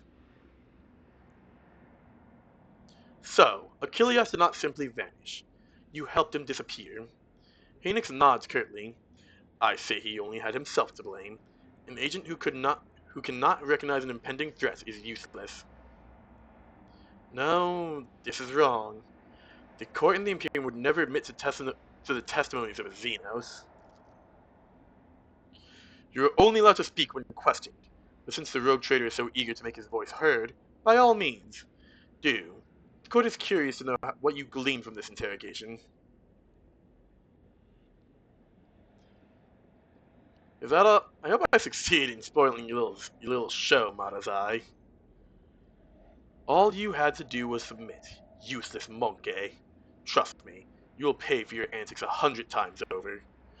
You like to joke, do you? I will cut your filthy mouth wide open, from ear to... enough.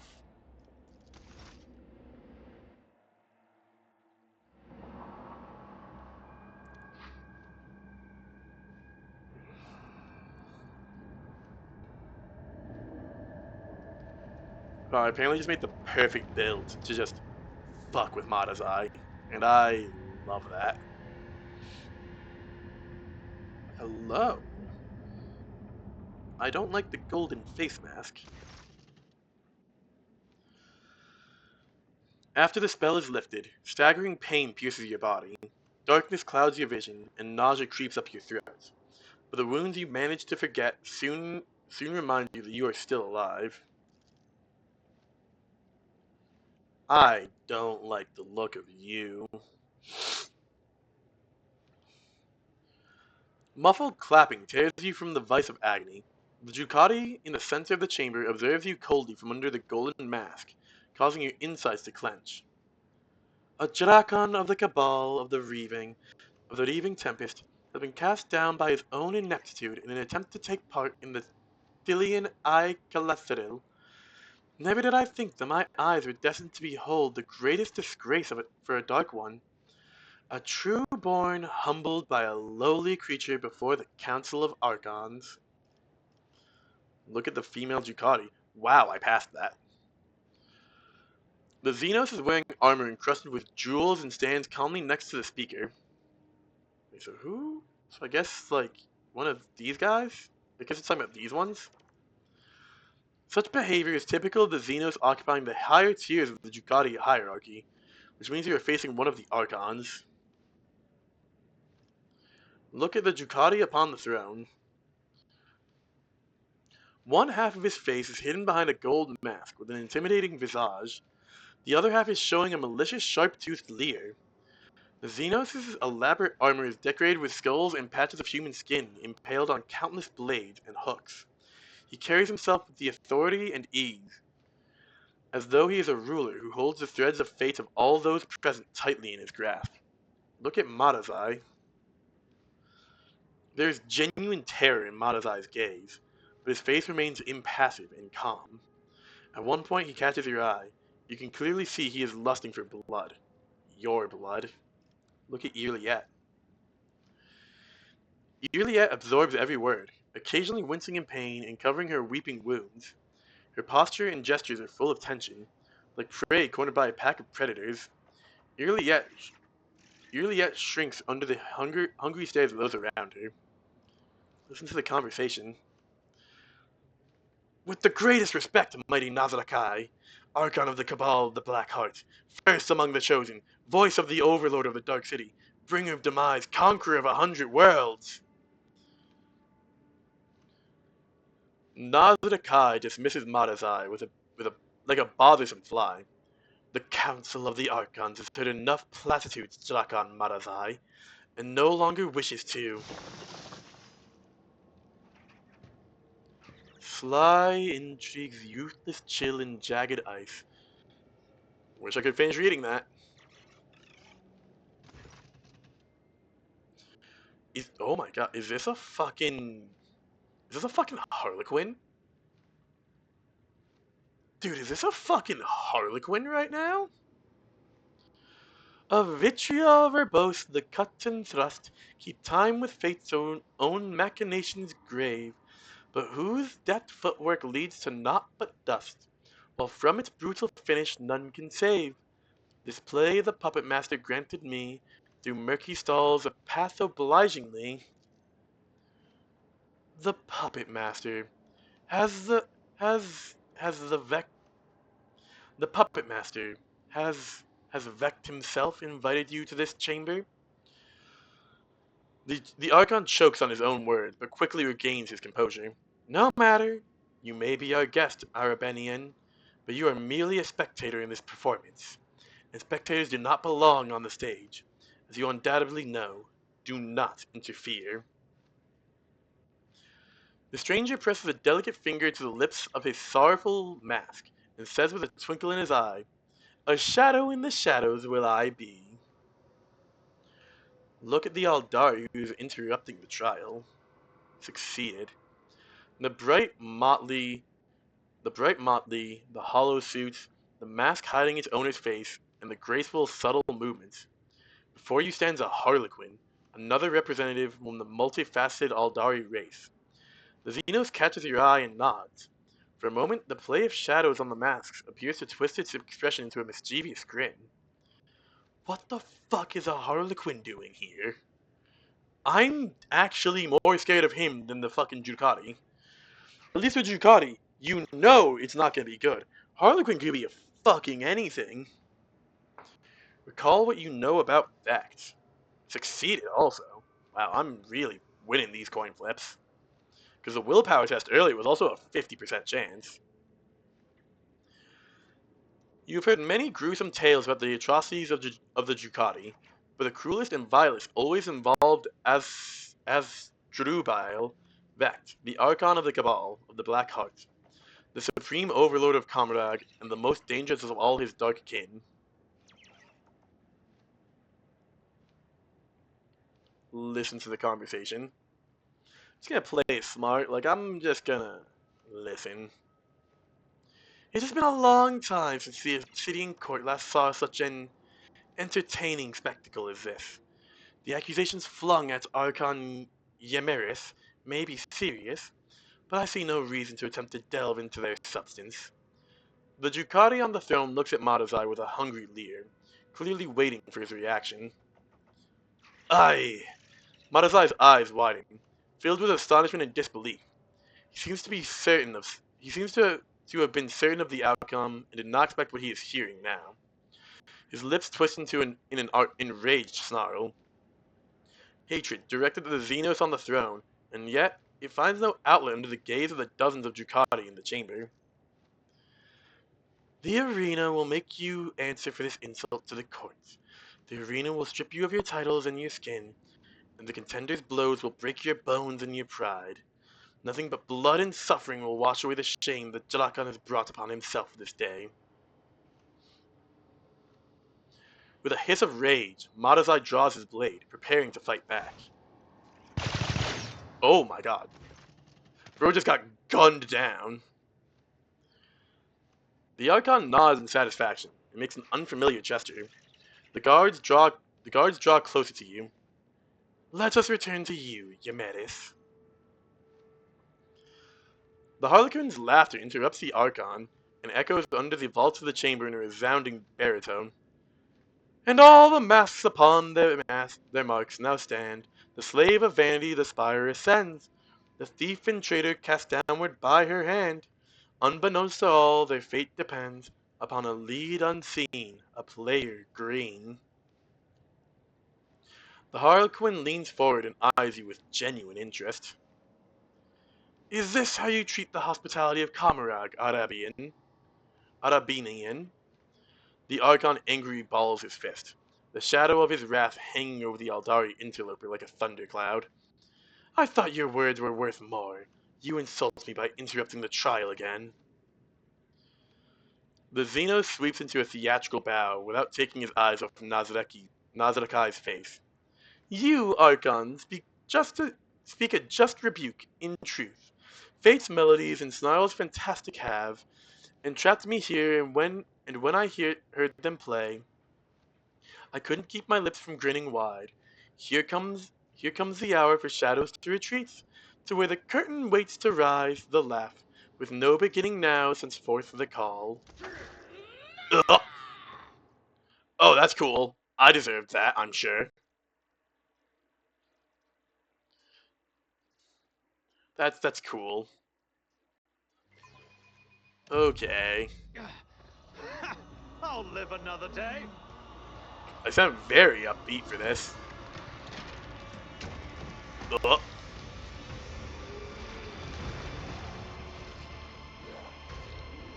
Hello.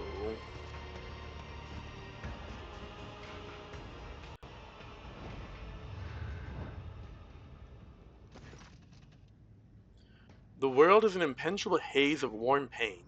You lie motionless. No, you rest. The murky gloom, slowly dissolving into nothingness.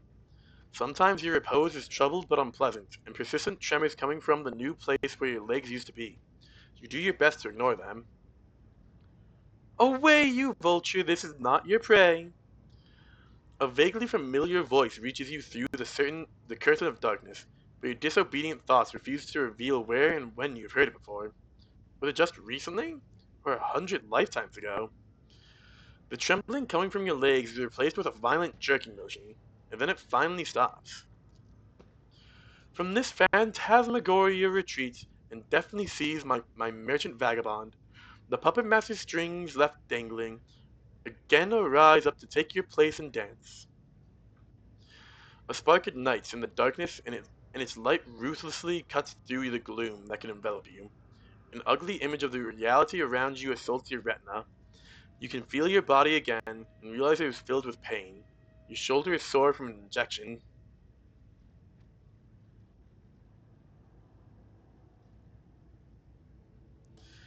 Until I get a cup of recaf, my vital status is yet to be determined. Alas, the bliss of death will not save you. The whirling waltz of chance and gloom you'll dance. A prickling sensation burns your shoulder, and the darkness at last fully withdraws from your mind. Whatever the injection was, it was making your heart beat a frenzied tattoo, and your pupils narrow so that you now register every detail of the disgusting place in which you have found yourself in merciless clarity. Feel my body. I fail. Every inch of your body is suffering. Satisfied with this result, you do not delve into detailed examination further.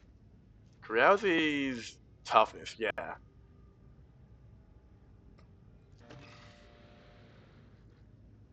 Not the biggest problem.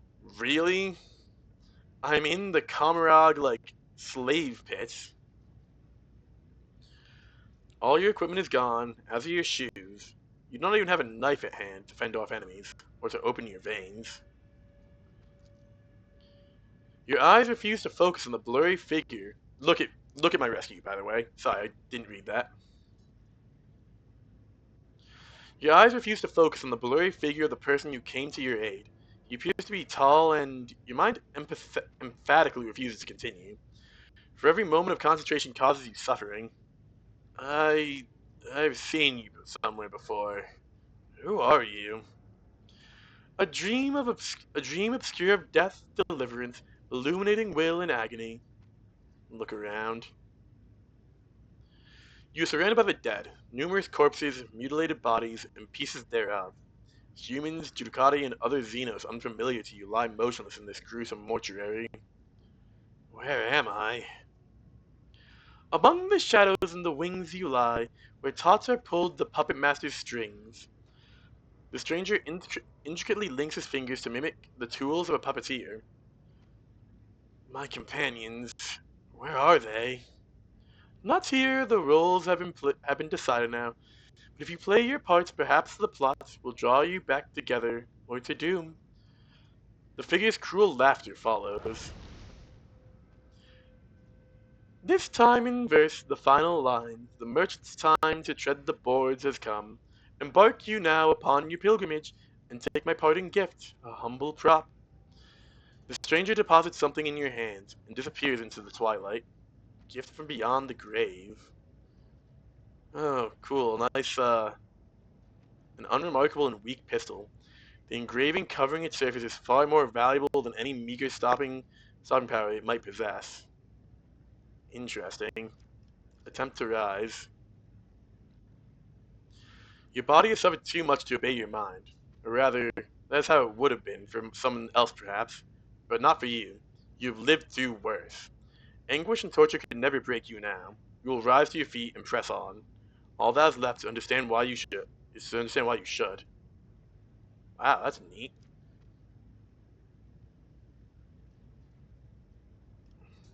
Remember all the people whose lives depend on you.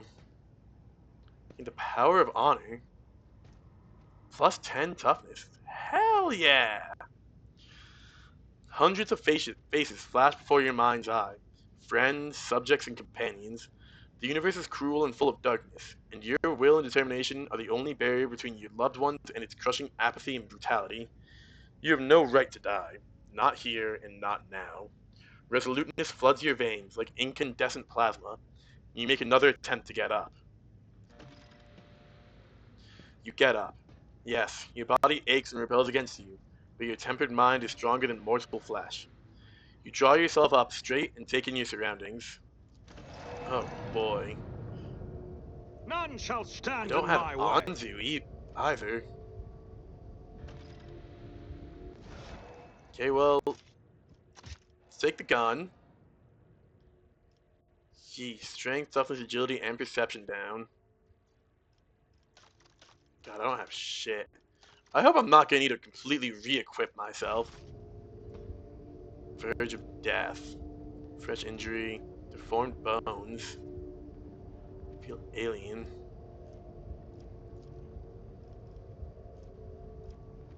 Deformed bones. Darkened eye. Ugh. It tends to have been cruelly cut with a thin and sharp blade in order to cripple you without completely robbing you of the ability to move. Agony of flaying. Something has upped your skin sensitivity 100-fold. Even a slight breeze now causes you searing pain. Ugh. Okay, well, I think that's, unfortunately a good place to stop. Thank you all very much for coming around and hanging out. I do greatly appreciate it. If you are so inclined, a follow on Kick would help out a ton. If you missed any of the stream, I will be uploading the full thing over to YouTube later tonight. Emperor bless the files to not corrupt this time, so I can actually upload. If you're over on YouTube, please consider a like, comment, and subscribe. It would help out a ton. And if you would be so inclined, you are more than welcome to come over and hang out with us on Kick while I'm live streaming. I do my best to stream for about 2 hours around noon EST every weekday. But other than that, thank you all very much once again for coming around and hanging out. I do appreciate all y'all. And have a wonderful day, homies. Peace out, and enjoy your weekends.